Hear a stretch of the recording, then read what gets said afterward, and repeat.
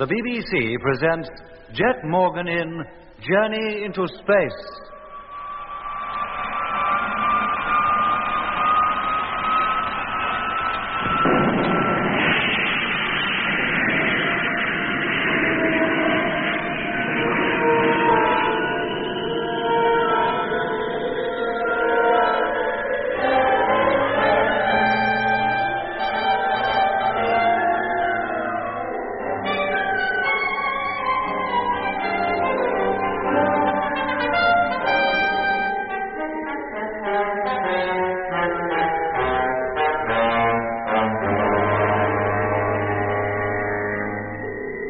June 15th, 1972.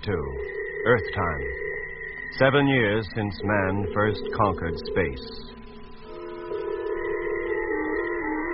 2 hours ago, we took off from Mars on the first stage of our 355 million-mile journey back to Earth and home. Of the 20 men who set out on this momentous journey, only 8 are returning. Of the ships which formed our Martian space fleet, 6 have had to be abandoned. 2 of them total wrecks, their debris destined to drift in space forever. And the rest, for want of crews to man them, have been left behind. It was intended that we should remain on the red planet for a year. In fact, it was little more than 3 months. To have stayed longer would have meant staying for good. When I think back on the last few months, I can hardly believe that such fantastic events could have taken place. And yet, as I look about me, see our 2 companion ships limping home, one each side of us, I know them to be all too true. And during the long, dreary weeks of our return, we shall have time enough to ponder on the wisdom of man's ever venturing further into space than to his own moon. Even now, it is by no means sure that we, the survivors, will reach Earth and home safely. However, I write a full account of what has taken place while it's still fresh in my mind, in the hope that when the next expedition sets out for Mars, as it surely will, its crews may profit from our own bitter experience.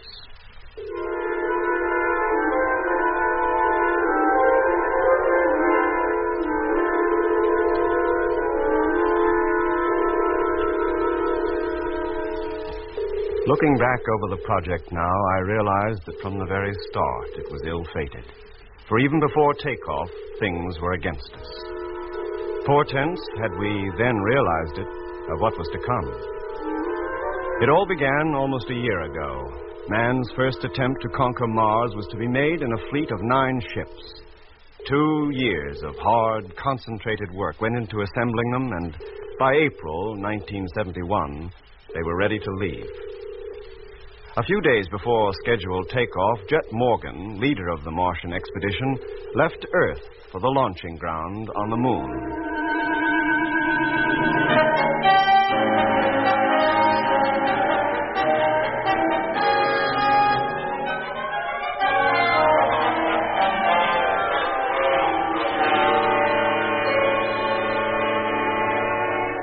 Hello, Luna 142.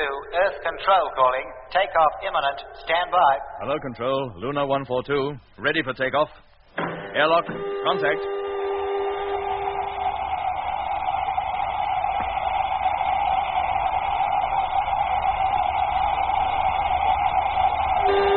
Gyro. Contact.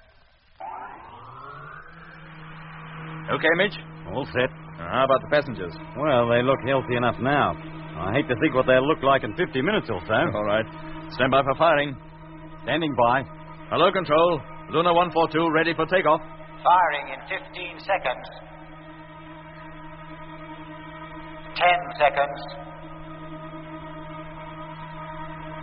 5, 4, 3, 2, 1. Contact.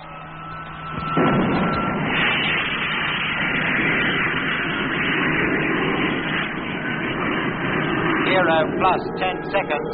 Height 9.2. Velocity 4250. 0 plus 20 seconds. Height 15.1. Velocity 5680.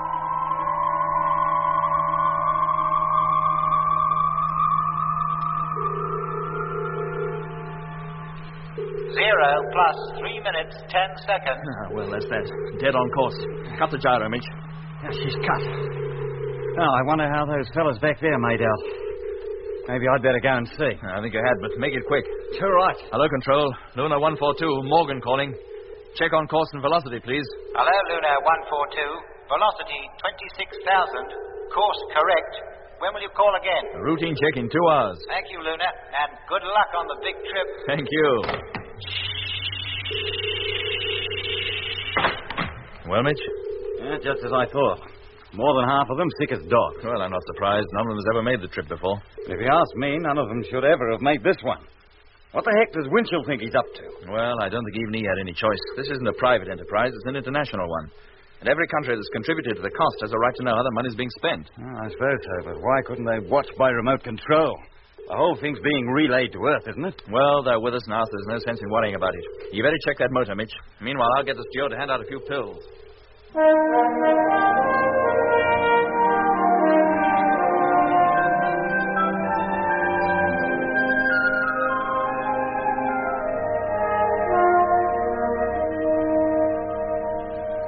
Hello, Luna. Moon Control calling. Receiving you loud and clear. Course X742, track E. Request height and speed. Over. Message received. Course X742, track E. Height and speed to be ascertained. Call you in 5 minutes. Check, and thank you. Daffy. Huh? Landing computation. Course 742, track E. Where are the figures? Right here. Landing within the hour. Oh, they don't give us much time, do they? Get on with it, Taffy. Pilot's waiting. Oh, give me time, man.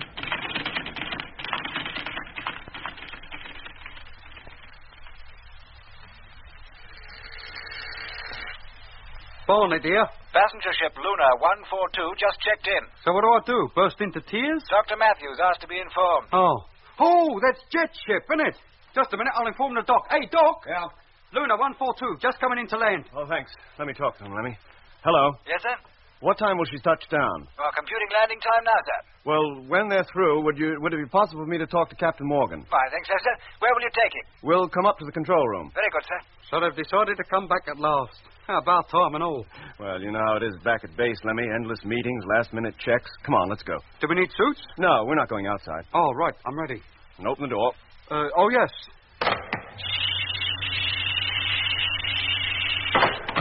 In you go, Lemmy.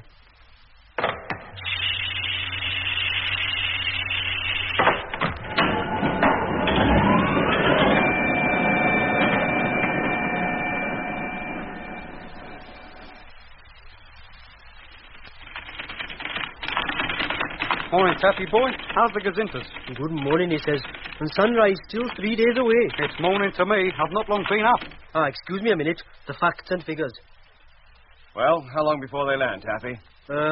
50 minutes, 30 seconds from now. I'll give them their information. Then I want to talk to Captain Morgan. Yes, sir. Hello, Luna 142. Landing control calling. Come in, please. Hello, Control. Receiving you loud and clear. Here are the final computations.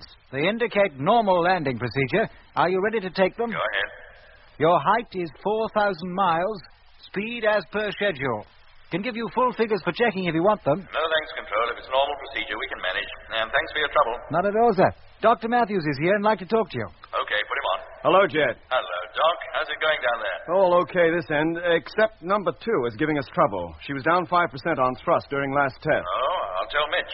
You've no idea what the trouble is. Well, engineers are still trying to trace it. Last report seemed to suggest the pumps. Okay. Oh, and while you're on, Doc, you might tell welfare we need accommodation for 3 extra personnel. 3 extra. Launching crew, you mean? No, journalists. What? Yes, Doc. Winchell insisted we bring them. Oh, Mitch did his darndest to stop it, as you can well imagine, but it was no go. They're to get an eyewitness account of the takeoff for world syndication. But I thought No, that... I know. So did we, but there it is. Winchell waived the rule and allowed them to come. None of them has even been in space before. How did they take it? Not too well at first, but they were okay one day out. They've been a bit too lively since. You'll have to appoint somebody to look after them and keep them out of our way. Well, I'll do what I can, Jet. Anything else?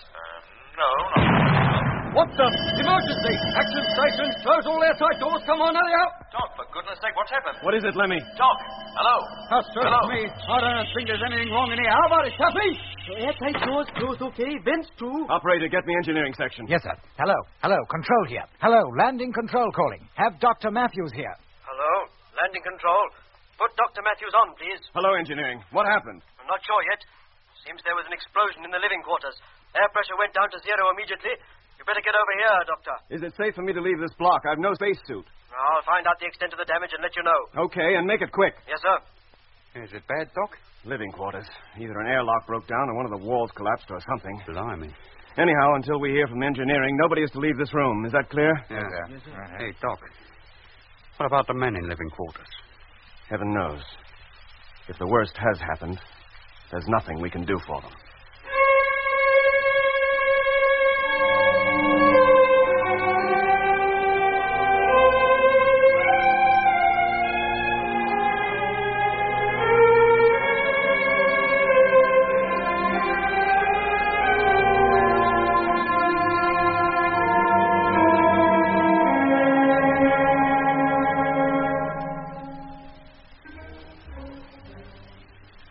That was the first blow. For 2 years, an army of men had worked hard to build the moon colony. Near the great crater, Copernicus, not far from the moon's equator, they had dug into the hills to construct a labyrinth of underground rooms and passages, which were to be the home of the construction personnel for so many months. For 2 years, there had been nothing to suggest that such a tragedy as had now taken place could ever occur. Yet, for some reason, the dome-shaped roof of one of the living quarter blocks had burst. It was the first disaster ever to have occurred on the lunar colony. 4 men had been sleeping in the section. One moment they were lying peacefully, breathing the specially manufactured air. The next, that precious artificial atmosphere had rushed out of a gaping hole, leaving the men in a vacuum. It was a mercy the men were asleep. Within 2 hours, the damaged section was permanently and hermetically sealed off from the rest of our underground city. Meanwhile, Jet's ship had touched down on the nearby landing ground.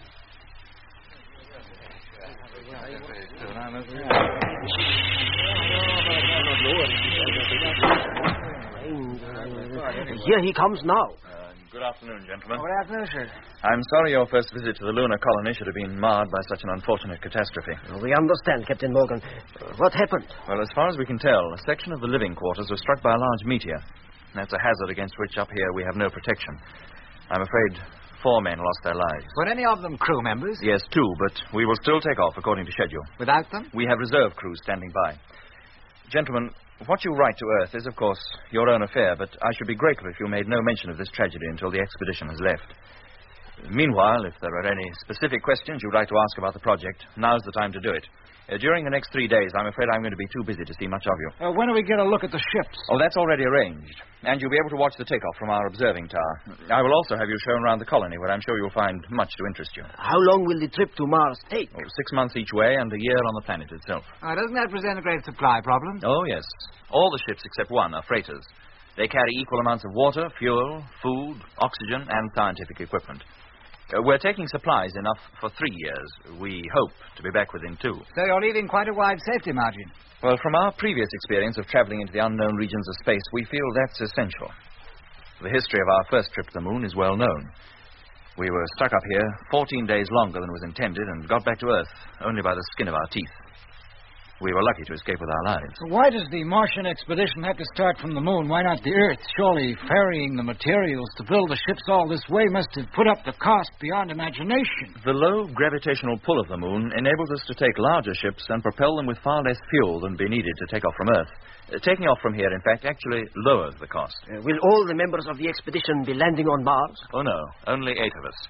The remaining crews will stay within the freighters in orbit about 1,000 miles above the planet's surface. For a whole year? I'm afraid so. But won't those men feel cheated to have gone so far and yet never actually touched down? Believe me, sir, the freight crews are fully aware of their position, but they'd rather do without landing than not go at all. On what part of the planet will you land? On the northern ice cap. Won't you find it rather cold? Oh, probably, but only on the ice caps can we be sure to find a surface smooth enough. Once we've landed safely, we'll unload the tractors and make our way down towards the Martian equator, exploring as we go. How about living accommodation? Oh, we shall live in inflatable pressurized spheres. There'll be ample protection against the Martian weather. From the books I have read, I gather that people who are well up in these things believe that Mars is one planet on which one might find some form of life. Yes? Supposing that life is intelligent and hostile, how do you protect yourselves? Well, the most advanced form of life we expect to meet is a primitive plant life. What about the canals? Well, what about them? Well, aren't they supposed to be irrigation channels dug by the Martians to water their deserts? That was a popular belief of the 19th century. It's not held now? By some, yes. Can you see the canals? Are they really there? Well, what are known as canals certainly exist, but whether they contain water or are merely discolorations on the planet's surface, I cannot say. I'll let you know in 6 months. Will it be possible for us to look at Mars while we're here? Oh, I'm sure the observatory staff will be glad to accommodate you. If any of you have looked at the planet before, from the bottom of the vast sea of air which envelops the Earth, then you have a very pleasant surprise coming.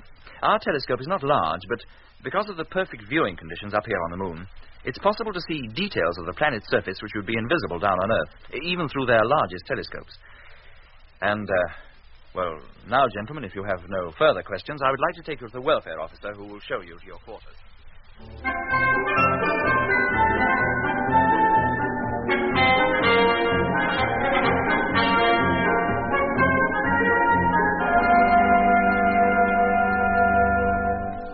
The next few days were a fever of activity.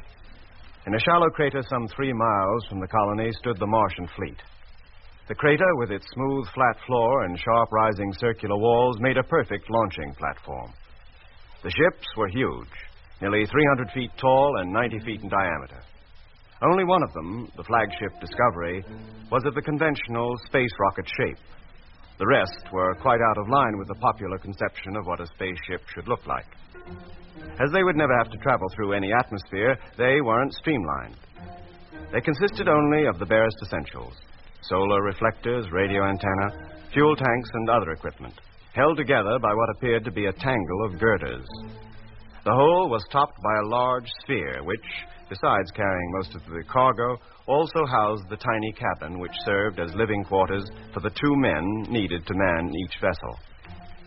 The freight ships, numbered 1 to 8 in huge red letters on their spheres, stood in a large circle about a mile in diameter. In the center of that circle stood the streamlined flagship Discovery, painted a bright blue for easy identification. 12 hours before takeoff, every man not on duty was looking towards the lunar horizon, waiting for the sun to rise.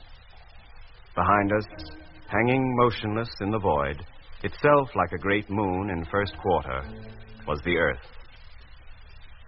Then suddenly, there appeared behind the rugged skyline a spear point of red light, one of the sun's prominences, a herald of its approach.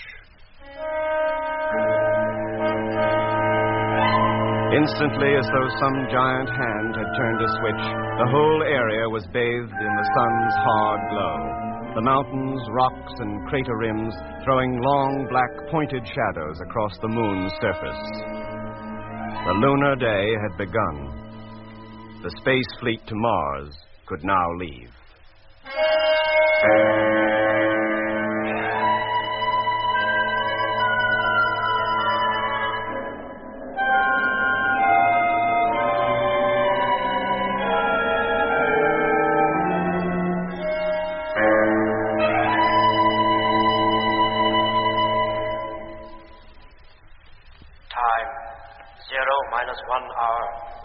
Oh, Doc, this is it. All aboard the Skylark, a trip round the sun and back. In time for dinner. All right. Fasten your helmets and regard the ships. Okay, Jeff. Now, keep your radios on and do nothing till ordered. Hello, Control. Morgan calling. Crew assembled, ready to leave in a few moments. Check. Now, remember, gentlemen, when you pass through the airlock, you will board the truck that bears the number of your ship. When the launching ground is reached, you'll climb aboard your craft, close the airlock, carry out pre-takeoff checks, and, in numerical order, ask Control to remove your elevator gantry. Now, stand by. Okay, Control. We're all set. You may let us out now. Airlock opening.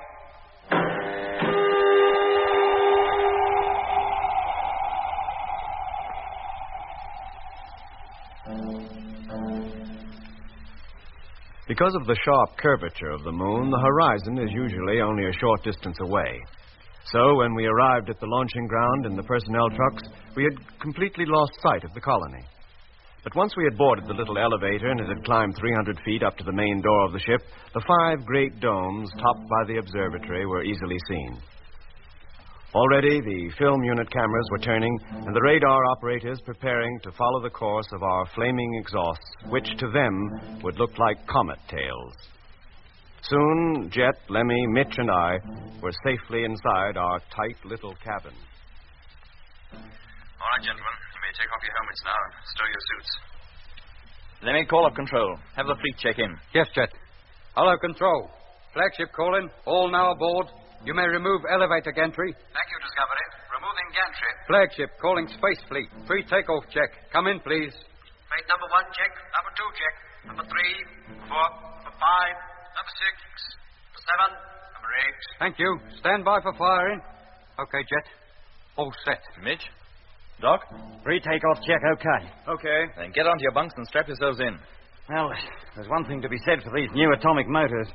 With their slow acceleration, we're not likely to go through the agony we did when we first took off from Earth. You remember? Will I ever forget? Luna was no more than an old crate compared to this job. Lemmy, televiewer on. Televiewer, contact. Rotator, Lemmy. Rotating. Better take a good look. It's the last we'll see of the moon for 2 years. Seems an awful long time, doesn't it? There goes the first flare. Takeoff imminent. 0 minus 30 minutes. That's it, Jet. Full circle. Right, Lemmy. Now, all of you, lie back and relax. Remember, takeoff is fully automatic. Nothing should go wrong. Well, let's hope not. 35 million miles is a long way from home. Now, we'll be first off. The rest will follow at 2-minute intervals. 30,000 miles above the moon's surface, the motors will be cut and we'll be coasting the rest of the way. Next stop, Mars.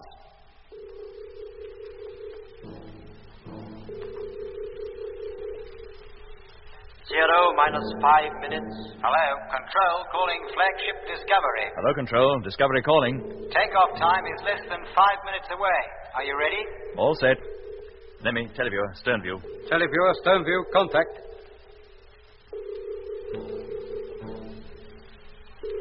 0 minus 45 seconds. Stand by. Won't be long now. Hello, freight number 1. Control calling.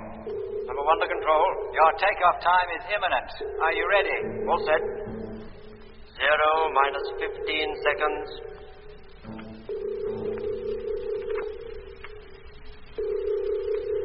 0 minus 10 seconds. 0 minus 5, 4, 3, 2, 1. Here we go.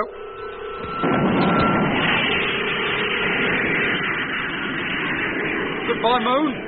I'll send you a postcard.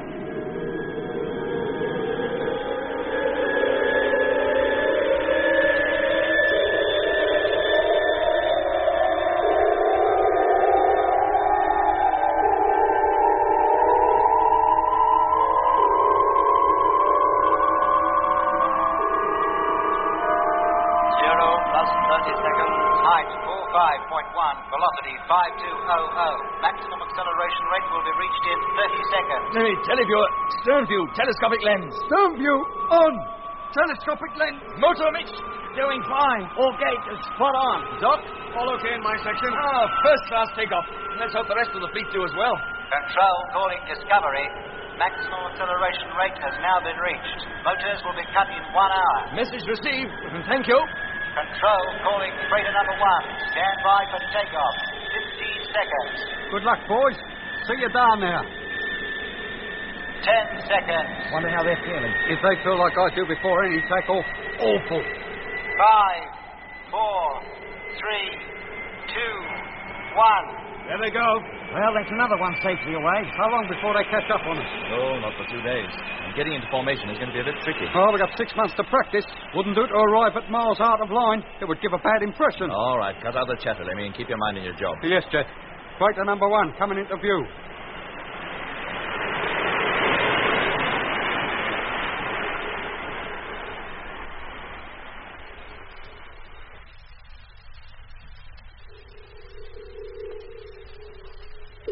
One, 3, 4, 6, 7, and 8 dead in line. 2 and 5 still lagging behind a bit, but moving up slowly.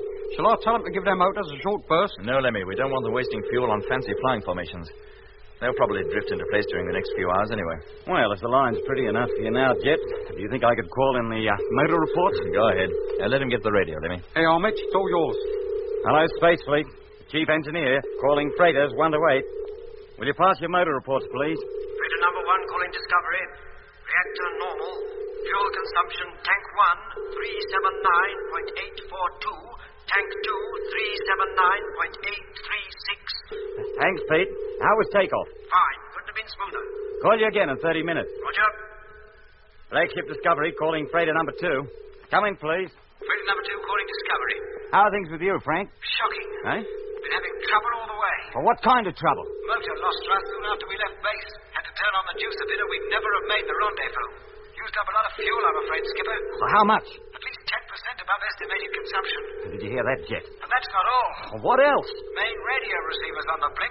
We seem to be transmitting okay, but reception from base is down to strength 2. You're hearing us, all right? Yeah, strength 5. Well, keep listening up. We'll call you back. Too right. Well, Jet, what do we do about that? Frank might be a good pilot, but he's no radio man or engineer. Who's with him in that ship? Whitaker, construction engineer. No chance of him finding the cause of the trouble, then. We'll have to transfer a motor engineer and radio mechanic from one of the other ships. See if they can detect the fault. Oh, nearest motor engineer is in ship 5. Nearest radio mech is ship 7 on the far side of the formation. Number 5's lagging behind anyway. Transfer will be tricky, Jet. Distance too great for safety. We're closer to her than most. I'll go. And take Lemmy with me to look over the radio at the same time. What, me? Go outside? That's all we can do. Now get your suit, Lemmy, and you, Mitch. Sure, Jet. Now take the long safety lines with you. Call up number 2, Doc. Tell them we're sending over Mitch and Lemmy and to get ready to let them in. Sure, Jet.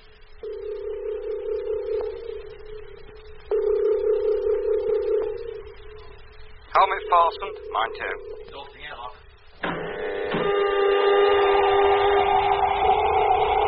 Suit inflated. Suit inflating.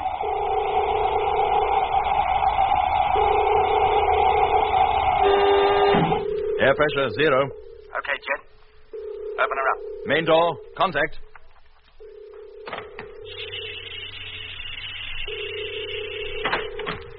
Who's going first? You. Fasten your safety line and push off. There's enough length to allow you to reach the other ship. When you get there, fasten your short line. Then I'll hook the end of your long line to myself, and you pull me across. Yeah, Mitch. And don't pull too hard. Do me a favor. Am I likely to? Just being careful, that's all. Don't want to crash up on the side of that ship. Are you ready? Fasten your line and make sure it's fast. Yeah. All right. Now push. I'll keep a hold of the line. If you push too hard, I'll hold you back. And there I go. There he goes. Cautious, wasn't he? He's hardly moving. Better that than too fast. Blimey. Something wrong, Lemmy? No, just a weird feeling, that's all. Suspended out there in nothing. Oh, it's perfectly safe. You don't feel it. He's nearly there. Ah, made it. Fasten your short line, Lemmy. Short line fastened. Now attaching long lines of belt. Right, Lemmy. You ready? Yes, Mitch. Then haul away. And slowly. Taking up the slack. Line tight. Hey, Mitch, where you going? What are you doing up there? It's just like you was a kite and I was flying you. Don't pull on the line, you fool. Lemmy! Lemmy! Blimey, it's come off. The line's come unfastened. Jet! Hello. Jet! Hello. The line's come loose. Mitch is adrift. He's drifting away.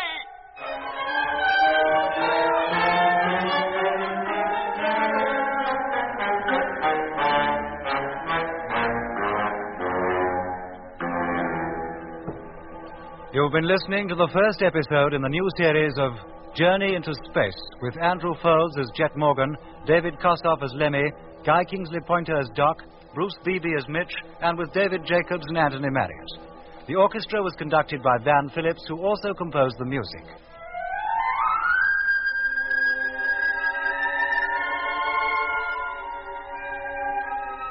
Journey into Space is written by Charles Chilton and produced by him in the London studios of the BBC.